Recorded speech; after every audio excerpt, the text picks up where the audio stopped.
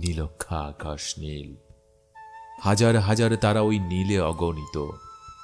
আর নিচে গ্রাম গঞ্জ হাট জনপদ, লোকালয় আছে 69,000। ধবল দুধের মতো জ্যোৎস্না তার ঢালিতেছে চাঁদ পূর্ণিমার। নষ্ট ক্ষেত, নষ্ট মাঠ, নদী নষ্ট, বীজ নষ্ট, বড় নষ্ট যখন সংসার, তখন হঠাৎ কেন দেখা দেয় নীলক্ষার নীলে তীব্র শীষ দিয়ে এত বড় চাঁদ? অতি অকস্মাৎ স্তব্ধতায় দেহ ছেড়ে কোন ধ্বনি, কোন শব্দ, কিসের প্রপাত? গোল হয়ে আসুন সকলে, ঘন হয়ে আসুন সকলে, আমার মিনতি আজ স্থির হয়ে বসুন সকলে। অতীত হঠাৎ হাতে হানা দেয় মানুষের বন্ধ দরজায়।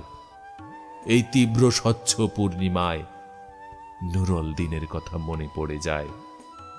কাল ঘুম যখন বাংলায় তার দীর্ঘ দেহ নিয়ে আবার নুরল দিন দেখা দেয় মরা আঙ্গিনায়।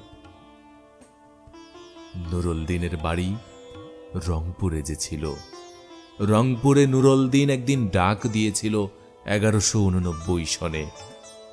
আবার বাংলার বুঝি পড়ে যায় মনে, নুরল দিনের কথা মনে পড়ে যায় যখন শকুন নেমে আসেই সোনার বাংলায়।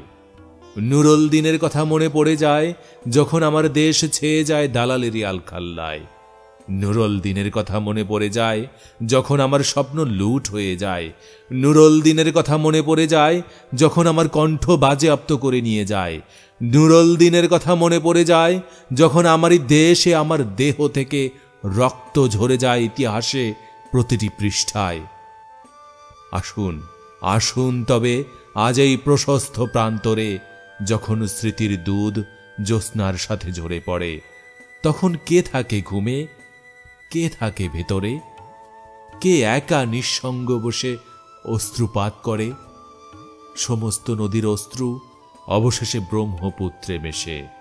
নুরল দিনের কথা যেন সারা দেশে পাহাড়ি ঢলের মতো নেমে এসে সমস্ত ভাষায়।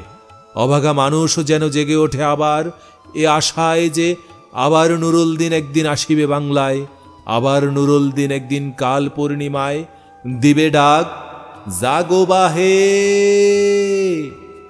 কণ্ঠে সবাই।